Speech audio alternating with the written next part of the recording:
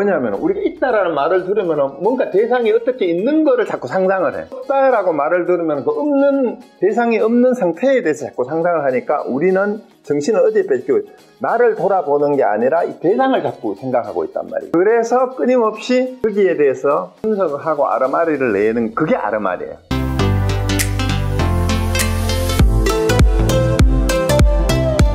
그래서 있다 없다에 대해도 마찬가지죠. 있다 없다도. 그래서 이 있다 없다에 대한 견해를 명확하게 정리를 하려면 사실은 우리 그 가나선에서는 조주 무자를 정확하게 그 뜻을 이치를 알아야 이 말이 말장난이 아니고 정확하게 있다 없다, 없다 하지만 없는 것도 아니고 있다 하지만 있는 것도 아니고 라는 게 이제 조주 무자라고 알려진 그 화두예요.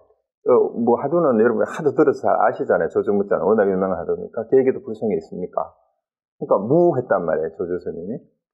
그러니까 이제 질문했던 제자가 아니 일체 중생이 불성이 있다 했는데 왜 이제 없다고 걔는 없다고 하십니까? 하니까 그에게 업식이 있기 때문이다. 이렇게 대답을 했고. 그 다음에 또 똑같은 질문을 또 해요. 다른 사람이. 계획에도 불성이 있습니까? 하니까 또 어느 날은 유해요. 있다 해요. 있다. 그래서 있다면 어떻게 해서 불성이 있는데 그 가죽 부대를 뒤집어 쓰고 있습니까? 이렇게 또 질문을 하잖아요. 그 질문을 하기니. 왜 짐승의 그 수준을 못 벗어나냐? 불성이 있는 중생이라면. 그러니까 그거 알면서도 짐진 모른 채 했기 때문이다. 이렇게 이제 그 선문염송이나 조주록에는 그렇게 기록이 되어 있는 게 있는데 이제 화두는 그 뒷부분 중간에 질문은 빼고 다시 되묻는 거는 빼고 조주가 계획에 불성이 있느냐고 물었는데 조주가 무라한 뜻이 무엇이냐라는 것을 참고하게 해서 조주는 무엇으로 인하여 어때서 무라고 했느냐 이걸 이제 참고해서 그 답을 하는 거예요. 그러면은 조주 무자는 유명한데 그러면 유자를 가지고 화두를 들면 안 되나? 똑같아요. 결과는 답도. 그러면 조주는 어째서 유라고 했느냐? 그걸 참고해도 결과는 마찬가지예요. 답은 똑같아요, 사실은. 그런데 조주 무자를 참고하기 전에 이제 그 어떻게 참고를 하라고 하냐면 그냥 흔히 세상에 알려진 거는 조주는 어째서 무라고 했을까? 일체 중생에 불성이 있다고 하는데 조주는 왜 무라고 했을까? 이렇게 참고하라고 하는데 그 전에 이제 이 조주 무자를 그런 식으로 착착 들고 있으면 대부분의 사람들은 99.9%의 사람들은 평생을 그러고 들고 있다고 그 답이 안 나와요, 사실은. 그래서 이제 지도를 할 때는 저는 어떻게 그 화두를 이제 참고하고 지도를 점검을 했냐 하면 조주 무자 화두에는 삼키고 토한 것이 있다. 삼키고 토한 것. 무엇을 삼키고 무엇을 토했느냐라는 것을 먼저 참고를 하게 합니다. 그러면 삼키고 토한 것을 알고 나면은 조주가 왜 무라고 했는지 또 어떤 날은 또 똑같은 질문에 유라고 했는지 답이 이제 나오고 그 다음에 이제 없다고 하지만 진짜 없는 것도 아니고 있다고 하지만 진짜 있는 것도 아니고 그렇게 얘기하는 것이 이해가 되고 그렇게밖에 말할 수 없는 게 있다라는 거죠. 그래서 그 다음에 이어지는 구절이 우리 본문에 또 허망한 마음은 있음에 있어서는 있음에 집착하고 없음에 있어서는 없음에 집착하여 항상 양쪽에 치우침으로 중도를 알지 못한다. 어쩌면은 조주가 똑같은 질문에 대답한 것도 그 사람을 보고 대답한 거예요. 그러니까 첫 번째 대답한 사람은 일체 중생이 불성이 있다라고 하는 이 말에 집착하고 있는 제자예요. 그러니까 무해서 있음에 집착하고 있는 거를 무라고 해서 깨주는 거고 그 다음에 두 번째 질문한 제자는 똑같은 질문을 가지고 왔지만 어쩌면 이 공병 같은 데 떨어져 있는 모든 게 공하다, 모든 게 없다라고 평소에 견해를 가지고 있는 학인일 수도 있어요. 그러니까 일체 중생 불성이 있다고 했는데 그 부분 앞에서 했는 그 질문하는 사람을 보면 알잖아요. 일체 중생이 불성이 있다고 하는데 왜 자꾸 스님은 없다고 합니까? 라고 따지는 걸 보면 그 사람은 일체 중생이 불성이 있다라고 집착하고 있는 학인이에요. 그러니까 그 집착을 깨주기 위해서 무. 그 다음에 왔던 학인은 똑같은 질문이지만 계획에 불성이 있습니까? 이러니까 유했단 말이에요. 있다면 어떻게? 아직도 짐승을, 가죽부대를 헤어나지 못 뒤집어 쓰고 있느냐라는 얘기는, 이 사람은 개 같은 게 불성이 있을 리가 없다라는, 이제 일체 중생이 불성이 있다라는 믿음이 없는 거예요. 그러니까 있다라고 해주는 거예요. 그래서 무에 집착하는 학인한테는 유로서 그걸 깨주고, 무에 집착하는, 유에 집착하는 사람은 무로서 깨주는 일종의 방편법문이라고 할 수 있는데, 어쨌거나 무와 유에 대해서, 유에도 유라고 하니까 있음에 집착하고, 무라고 하니까 없음에 집착하는, 이게 뭐냐면 인간이 가지고 있는 사실은 언어의 한계예요. 언어의 한계. 있다 하면은 그 언어의 한계는 사실 어디에서 오느냐 하면 우리 마음이 대상 경계를 쫓아가기 때문에 그래요. 요거를 이해하면은 불교의 언어가, 선의 언어가 서양 철학의 언어 분석 철학하고도 굉장히 이제 일맥상통하면서 서양의 언어 분석 철학이 극복하지 못하는 걸 분명하게 얘기를 해주는 게 있어요.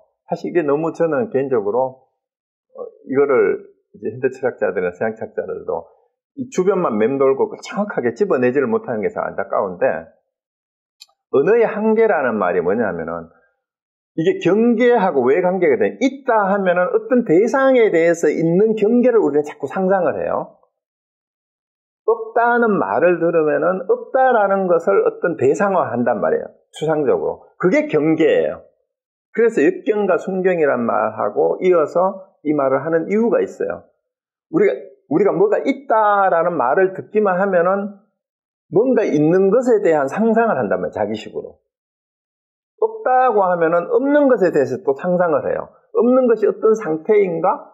공이라는 말을 들으면 공이라는 게 어떤 상태인가 해서 공이라는 것이 또 하나의 대상이 돼버려. 없다라고 하는 것이 또 하나의 대상이 돼버려요. 그걸 상상을 자꾸 하니까. 그래서 우리가 있다 없다 견해에서 자꾸 헷갈리는 이유는, 자, 서양식으로 말하면은 왜 칸트 철학이 서양 철학의 분수령이라고 하고 코페르쿠스적 전해라는 말 들어보시긴 하셨죠? 칸트의 주체 철학이라는 말.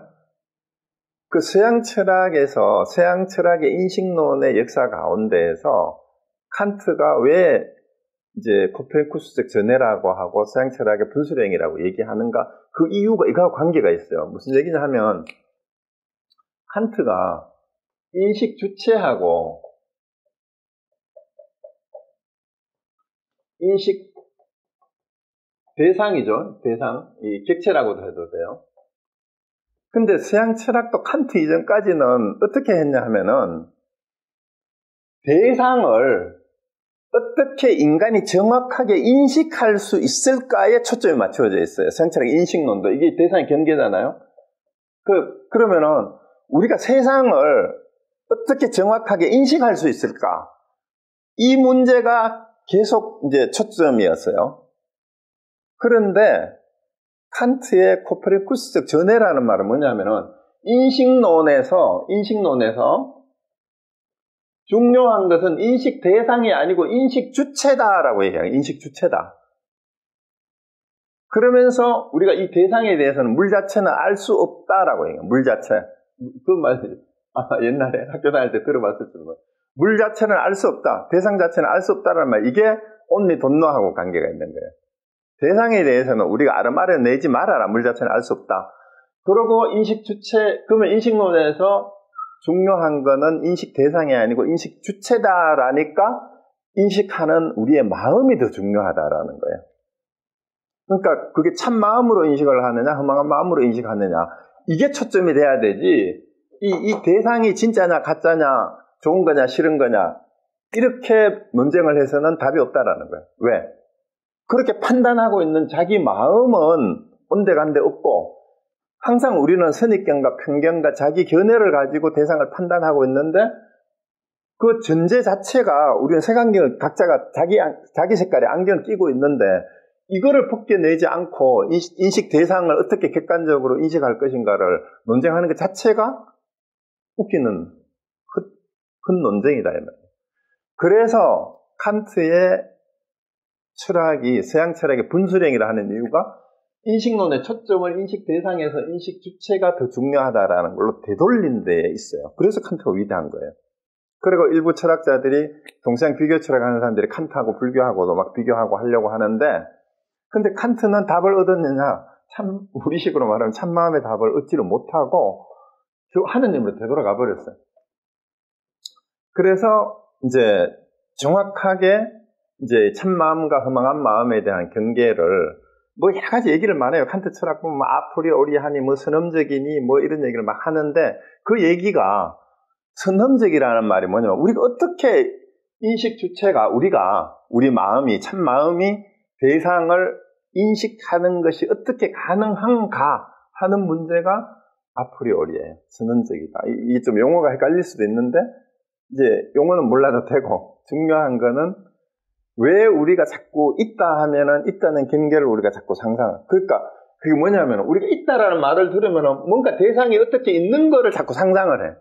없다라고 말을 들으면 그 대상이 없는 상태에 대해서 자꾸 상상을 하니까 우리는 정신을 어디에 뺏기고 나를 돌아보는 게 아니라 이 대상을 자꾸 생각하고 있단 말이죠.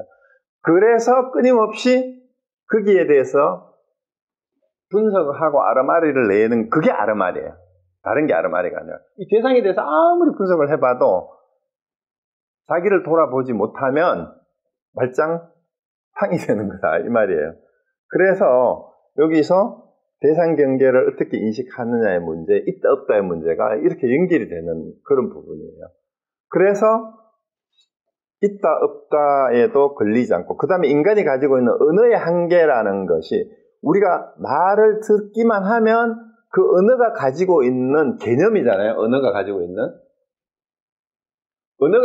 개념이 뜻이잖아요. 그리고 언어가 가르치고 있는 대상이 있단 말이에요. 이거를 자꾸 생각해서 쫓아가는 게 말을 쫓아간다라는 말이에요. 말을 쫓아간다.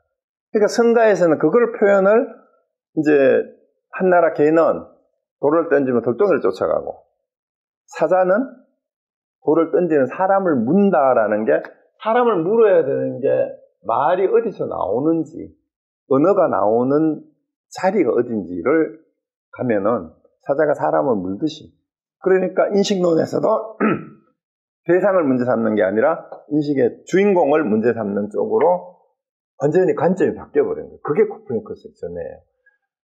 그래서 우리도 생각을 바꿔야 돼요. 그래서 바깥 세상의 문제가 아니라, 바깥 세상은 전부 상이잖아요. 상은 뭐예요? 우리가 대상 경계에 대해서 이렇다 저렇다라고 개념으로서 규정 지어서 인식을 한 나의 이미지일 뿐이라고. 내가 만들어낸 이미지야, 대상에 대해서. 그러니까 그거를 그렇게 규정 짓고 인식하고 있는 주인공이 참마음인데, 참마음을 알지 못하고 바깥의 거를 계속 얘기해봤자 해결이 되지 않는다. 그래서 그것을 여러 대상에 대해서 분별심을 내고 일으키고 있는 그 놈을 알아야 된다, 이 말이에요. 그게 참마음이다, 이 얘기를 하고 있는 겁니다.